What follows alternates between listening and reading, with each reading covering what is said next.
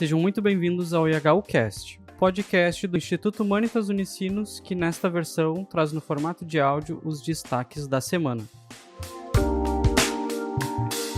A 100ª edição desse podcast, infelizmente, traz um assunto recorrente: a guerra. Neste episódio, falamos do frágil cessar-fogo entre Estados Unidos e Irã. Também mostramos como Israel não está comprometido com a paz, atacando massivamente o Líbano. Ainda no cenário internacional, destacamos as eleições na Hungria, que ocorrem no próximo domingo, dia 12, e como a extrema-direita está unida na tentativa de manter Viktor Orbán no poder. Mais uma vez, o aumento do número de feminicídios é apontado nesse podcast e trazemos à tona a necessidade de combater o ódio de gênero desde a infância. O clima também é uma preocupação recorrente. As frequentes catástrofes ambientais assustam e apresentam um novo conceito, a biofobia. Destacamos a luta dos povos indígenas na 22ª edição do acampamento Terra Livre, onde mais de 7.000 pessoas se reuniram para protestar pela demarcação de terras e direitos igualitários. Por fim, falamos sobre o jesuíta Vicente Canhas, assassinado por denunciar a invasão de terras tradicionais em 1987 e que recebeu uma homenagem nesta semana de Páscoa.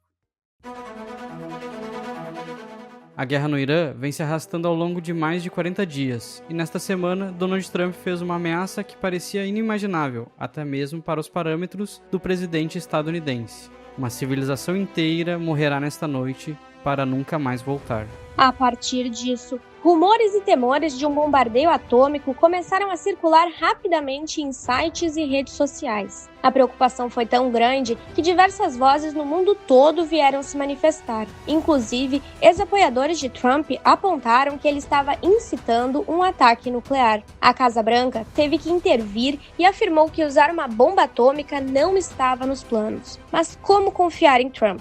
Há 10 dias, ele já havia lançado um ultimato, marcando a segunda-feira, dia 6, para atacar infraestruturas elétricas do Irã. Isso seria constituído como um crime de guerra, pois se trata da destruição de instalações civis básicas. A tensão foi semelhante à da crise dos mísseis de Cuba, em 1962, quando a União Soviética começou secretamente a construir bases de mísseis no país latino-americano. Naquela época, os Estados Unidos direcionavam seu ódio aos comunistas e disputavam a corrida da Guerra Fria com o país socialista. A partir daí, as armas nucleares mudaram a dinâmica da guerra. Nesse período, o Papa João XXIII ajudou a evitar uma guerra nuclear, proferindo um apelo oportuno e apaixonado pela paz. No cenário atual, o Papa Leão XIV também tem levantado sua voz pelo armistício, mas o que ele encontra é um cenário totalmente diferente. Um artigo publicado pelo site Letters from Leo indica que em uma reunião fechada, o embaixador do Papa foi ameaçado pelo Pentágono, afirmando que a Igreja Católica faria melhor em ficar do lado deles, já que eles têm o poder militar para fazer o que quiserem no mundo. Com uma nova ameaça de uma guerra nuclear pairando no ar, a comunidade internacional e apoiadores do presidente estadunidense fizeram pressão por um cessar-fogo. O governo iraniano, por sua vez, convidou os civis a formarem correntes humanas ao redor das usinas elétricas. A população do Irã atendeu o chamado e realizou manifestações em todo o país. E então, mais uma vez, as ameaças de Trump se confirmaram como bravatas vazias. Menos de 90 minutos antes do ultimato expirar, os Estados Unidos e o Irã concordaram com um cessar-fogo de 2 semanas. A mediação pela paz ficou nas mãos de um agente inusitado, o Paquistão. A trégua foi impulsionada pelo marechal de campo paquistanês Syed Hassan Munir. A fragilidade estrutural do Paquistão, devido a conflitos internos e externos, e sua incapacidade de sustentar inimigos poderosos, o obrigou a manter todos os canais abertos com os Estados Unidos, a China, a Arábia Saudita e o Irã. Depois de se tornar uma pessoa de confiança para Trump, Syed Hassan Munir foi quem convenceu o presidente a frear a guerra. Como era esperado de Trump, o anúncio da trégua foi tratado como um grande triunfo conquistado pelos Estados Unidos. Na prática, o que vemos é que o país está pagando um preço muito alto por essa guerra. Tensões com os aliados, arsenais vazios e uma reputação internacional gravemente prejudicada. Nas palavras da jornalista Macarena Vidal, Em reportagem publicada pelo El País, a mensagem aterradora de Trump sobre dizimar uma nação não será esquecida e, assim, ficará registrado. 7 de abril de 2026, o dia em que um presidente dos Estados Unidos ameaçou, sem rodeios, exterminar uma população de 91 milhões. O dia em que Washington foi mergulhada em desgraça. Apesar dos acordos de cessar fogo no Irã, a vontade do Estado de Israel é de continuar com a escalada da guerra. No início das tratativas, havia uma dúvida sobre se o Líbano também faria parte da trégua, mas Netanyahu esclareceu para o mundo.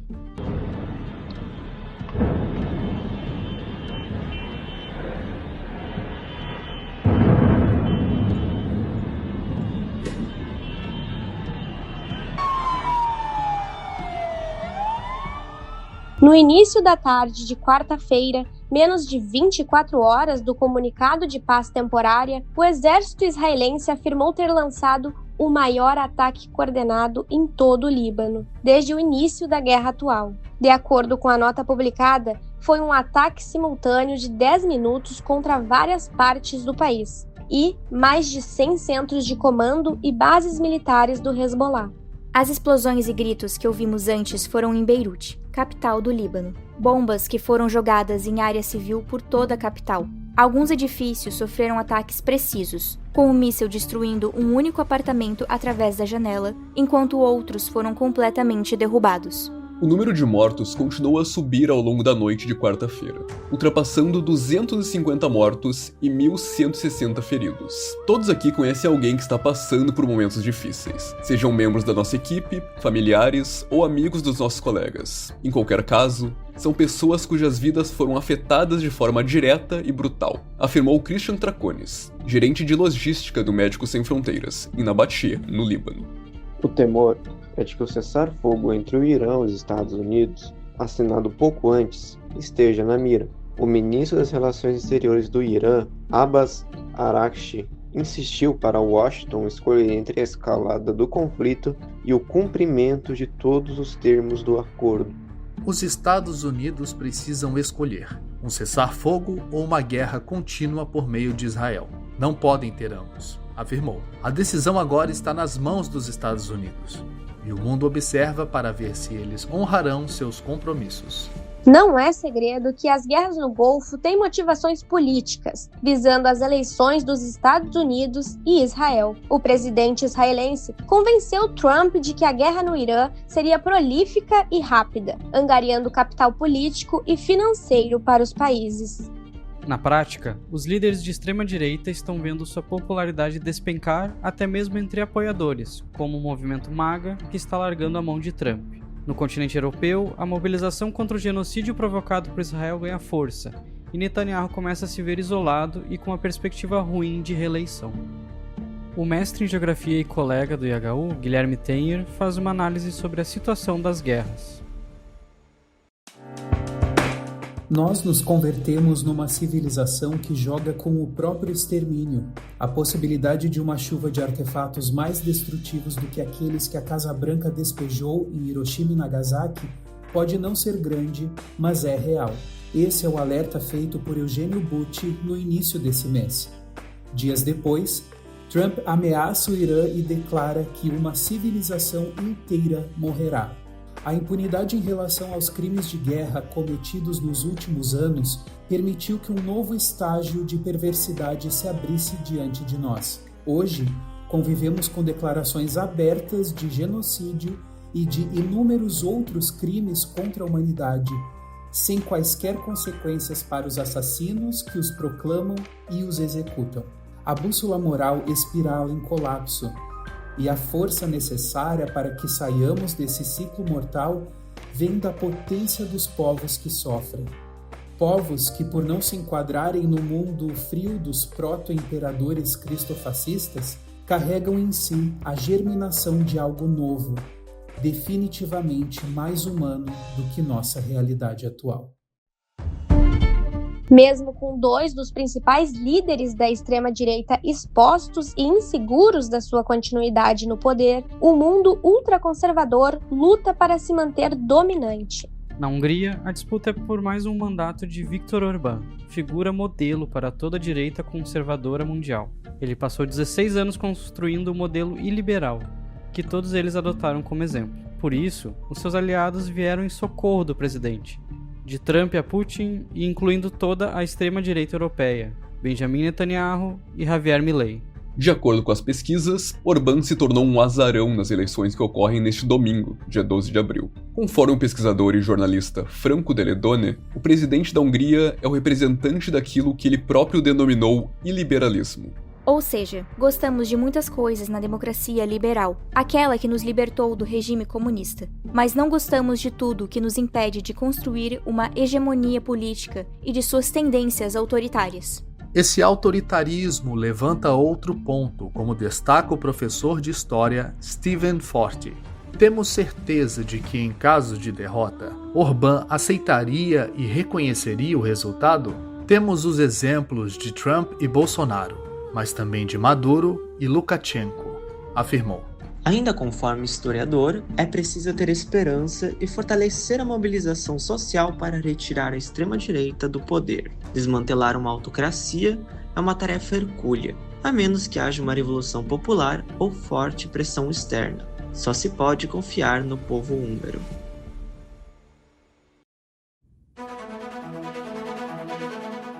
O Rio Grande do Sul vive um momento alarmante. Em apenas 4 meses de 2026, o estado já registra 27 feminicídios, uma alta de 68,75% em relação ao mesmo período de 2025. Em média, são 9 mulheres assassinadas por mês, o equivalente a um feminicídio a cada 3 dias. Os dados revelam que estamos diante de um problema estrutural, não de casos isolados. O pesquisador Fernando Seffner, da mesma universidade, é direto. Se no mundo adulto alguns homens cometem violência doméstica, no limite, feminicídio, a vida escolar pode ser uma oportunidade para modificar os rumos dessa formação pessoal. Como afirma Seffner, com a educação em tempo integral, é na escola que as crianças vão viver as relações de gênero. Quando garotos não aprendem, desde a infância, a lidar com suas frustrações, a violência cria novas camadas que podem futuramente se tornar mais uma morte feminina nas estatísticas. O psicanalista Máximo Recalcati alerta que não se pode tratar a violência jovem como fenômeno isolado do comportamento adulto. Se a violência é desenfreada nas escolas, é porque encontra sua legitimidade mais séria no discurso dos adultos, afirma. Um menino, ao manifestar frustrações em relação às mulheres, pode encontrar um homem que acolhe essas queixas e passa a reforçar esse sentimento. O ódio tem uma pedagogia e ela é ensinada todos os dias. Quando esse ciclo não é interrompido, ele se projeta também nas instituições. Mesmo diante da alta dos feminicídios e da violência de gênero, as políticas públicas seguem falhando. No dia 7 de abril, o presidente da Câmara, Hugo Mota, adiou a votação da PL da misoginia até as eleições deste ano. A deputada Sâmia Bonfim denunciou que o acordo foi fechado, sem transparência e sem qualquer participação da bancada feminina. O projeto havia sido aprovado pelo Senado e previa apenas de 2 a 5 anos para crimes motivados por ódio de gênero. A jornalista do IHU, Márcia Junks, traz uma análise sobre a reflexão de Recalcati. Em artigo intitulado A Pedagogia do Ódio e a Culpa dos Adultos, o psicanalista Máximo Recalcati parte de um caso de violência escolar para levantar uma questão maior: o avanço do ódio na sociedade. Ele argumenta que a escola deveria ensinar o uso da palavra como alternativa à violência. Mas esse papel está sendo enfraquecido. Hoje, conflitos são cada vez mais resolvidos pela força, não pelo diálogo. O bullying, o desrespeito aos professores e até agressões físicas revelam essa regressão. Mas o autor insiste: o problema não começa nas crianças, e sim nos adultos. Os jovens reproduzem aquilo que veem, e o que veem é um mundo adulto tomado por insultos e polarização. Quando adultos transformam diferenças em inimigos, ensinam uma pedagogia do ódio. As redes sociais e a mídia amplificam esse comportamento, normalizando ataques e humilhações. Nesse cenário, o outro deixa de ser interlocutor e vira alvo a ser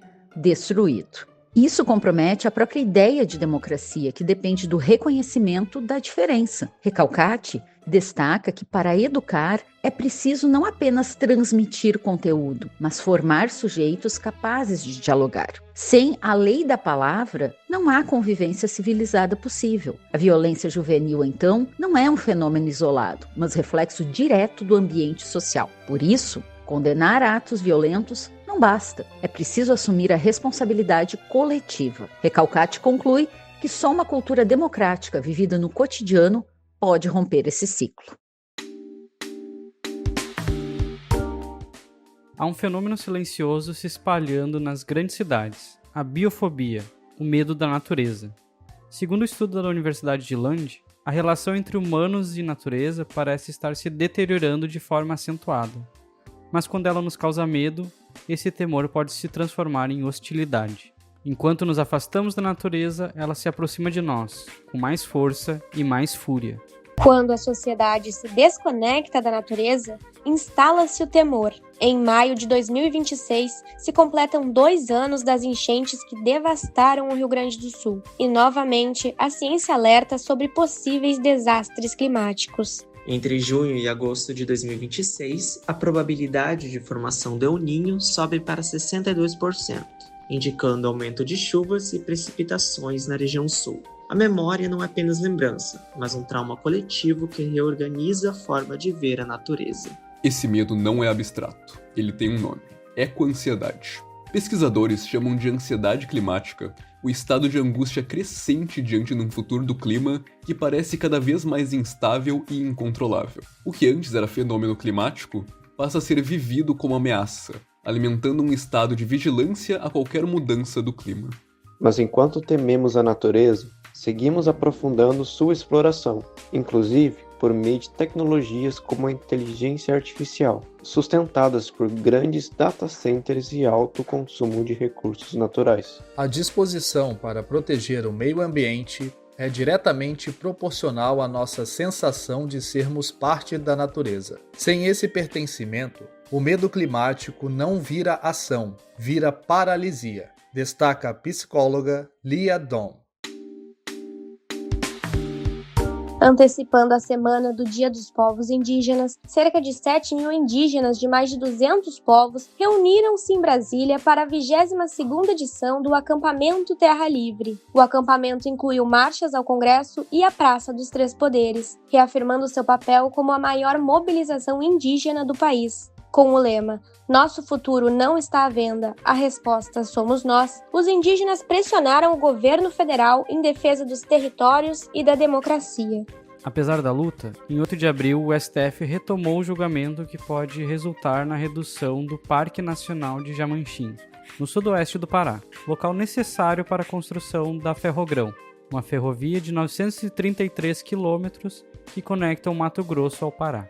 No mesmo dia, 14 etnias do Baixo Tapajós marcharam em direção ao tribunal. Não é apenas um gesto simbólico, mas uma tentativa de intervir no cerne de uma decisão que, mais uma vez, pode ser tomada sem a presença efetiva daqueles que serão mais impactados por ela, afirma o especialista em gestão socioambiental Fábio Caetano.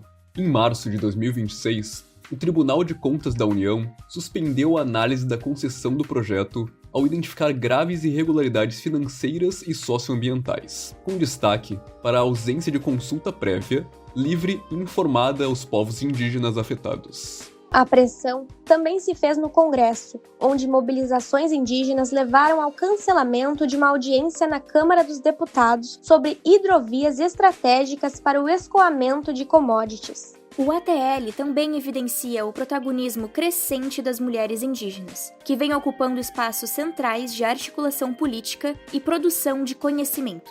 Esse movimento não é recente, mas se intensifica ao consolidar uma perspectiva que articula território, corpo e cuidado como dimensões inseparáveis da luta. Enquanto o STF analisa as decisões que afetam territórios, são as mulheres indígenas que estão na linha de frente, denunciando em manifestações públicas a ausência dos povos mais impactados nas decisões.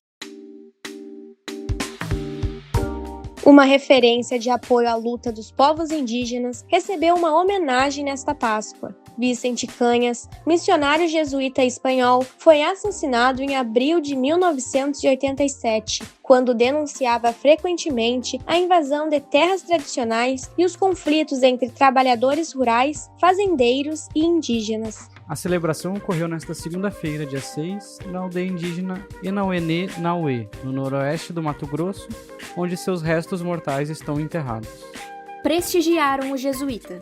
Representantes da família Canãs, jesuítas, integrantes do Conselho Indigenista Missionário, CIMI, da Operação Amazônia Nativa, OPAN, e da Diocese de Juína. Vicente Canãs foi assassinado num período de intensas mudanças sociais na Amazônia brasileira. À época, ele vivia com os indígenas da etnia Enauenê-Nauê, localizada próximo da bacia do rio Juruena. Apesar da repercussão internacional, o caso foi julgado somente em 2006 e retomado em 2017. O jesuíta espanhol sempre foi um aliado dos povos indígenas, e é um dentre tantos exemplos na luta pela demarcação de terras e um mundo mais igualitário.